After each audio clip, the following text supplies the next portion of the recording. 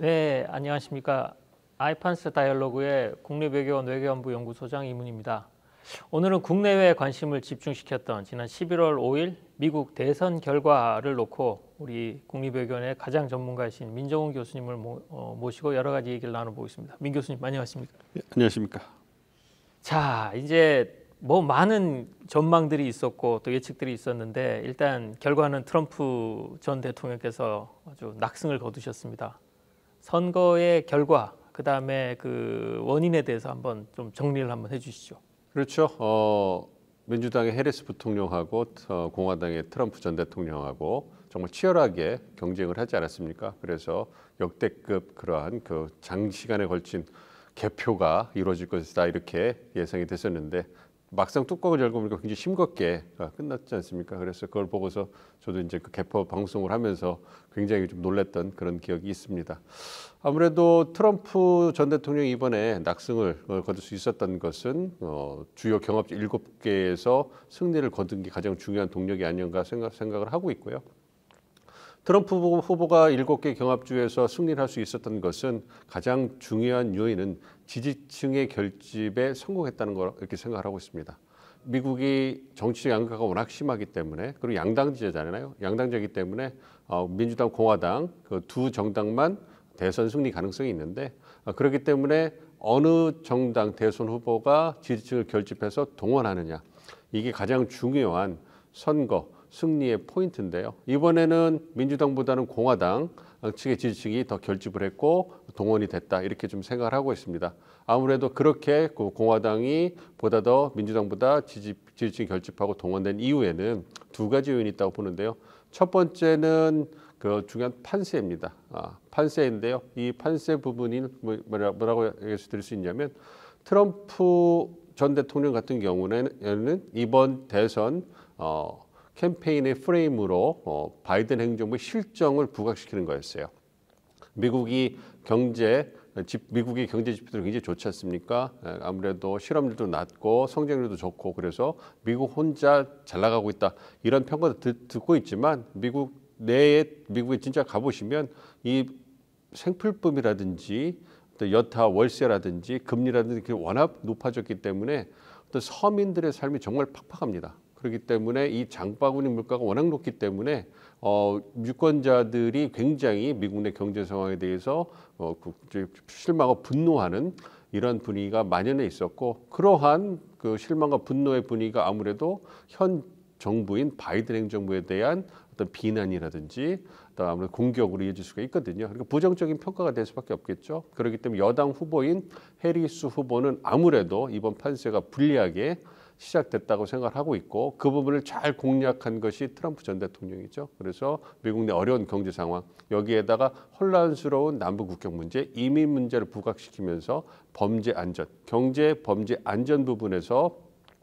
트럼프 전 대통령이 해리스 후보에 비해서 우위를 점하고 있었기 때문에 이 부분이 어떤 지지층들에게 보다 더 적극적으로 어필하는데 효과가 있었을 거라고 생각을 하고 있습니다. 그렇기 때문에 기본 판세가 공화당이 야당에게 유리했었고 이러한 판세에 힘입어서 지지층이 보다 더 선거에 관심을 가지고 그 투표장에 나오지 않았나 이렇게 생각을 하고 있습니다.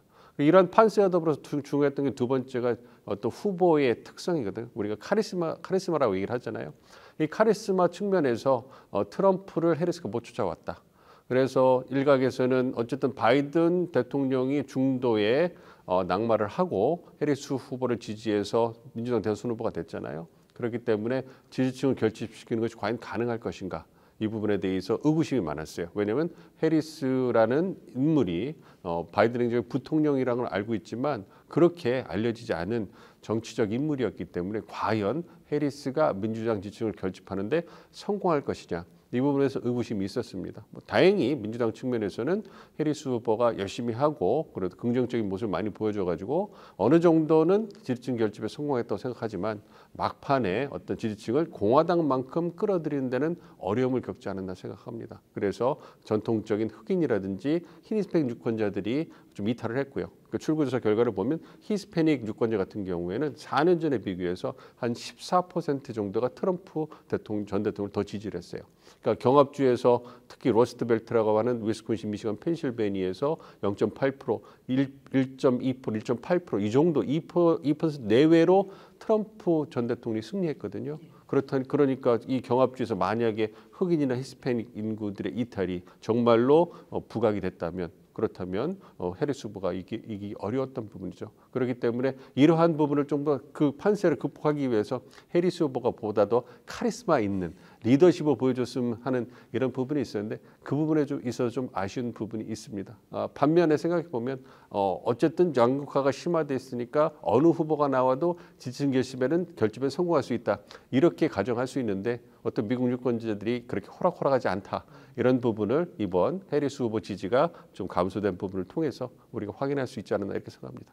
그 보면은 낙태권이라든지 그다음에 뭐 트럼프 대통령 일기 때 혼란상 이런 걸로 민주당에서 많이 이제 또 어필을 했는데요. 그런 건 생각보다는 크게 효과가 없었던 걸로 지금 나타난다고 봐야 되겠네요. 그렇죠. 그러니까 이번 그 대선 결과를 통해 가지고 이 먹고 사는 문제, 그러니까 우리가 그런 이 먹고 사는 문제, 경제라든지 범죄 안전 문제가 실질적인 그 생활에 직결된 문제가 유권자들이 훨씬 더 어떤 그 호소적 어필을 하는 것이지 낙태권이라든지 민주주의라는 추상적인 뭐 이념 가치 이런 부분에 대한 호소는 설득력이 떨어지는 그래서 확장성이 떨어졌기 때문에 아무래도 어려운 부분이 있었지 않은가 생각을 하고 있습니다. 그래서 이번 대선을 통해 가지고 또 확인할 수 있었던 것이 가장 중요한 것은 역시 먹고 사는 문제 이것이 가장 중요한 것이고 어쨌든 중도층의 표심을 봤을 때 사실 트럼프 전 대통령이 굉장히 극단적인 메시지를 많이 발산했잖아요.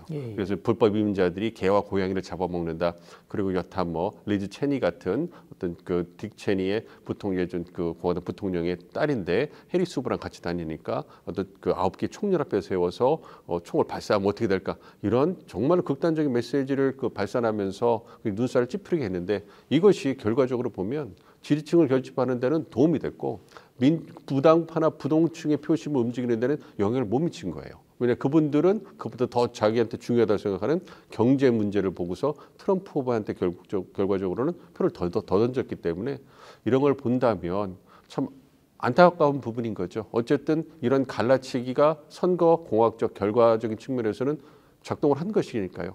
만약에 이러한 갈라치기 전법이라든지 극단적인 메시지 전략을 향후에 미국의 대선 후보들이 그대로 답습하고 발전시킨다면 얼마나 혼란스러운 그리고 얼마나 실망스러운 그런 미국 정치의 모습이 보여주겠습니까? 그래서 그런 부분은 좀 우려스러운 부분이 있습니다. 역대급으로 하여튼 치열한 선거전을 펼쳤는데 교수님 어떻게 예측에 성공을 하셨습니까? 뭐 8년 만에 또 다시 흑역사가 만들어졌습니다. 그래서 2016년에 힐러리 클린턴 민주당 후보가 승리할 거라고 만천에 얘기하고 다니는데 그때 틀려서 흑역사가 만들어졌고요. 이번에 보다도 8년 전에 흑역사가 있기 때문에 좀 조심스럽게 퍼뜨리고 다니는데 어쨌든 또 다시 흑역사가 만들어졌습니다. 알겠습니다.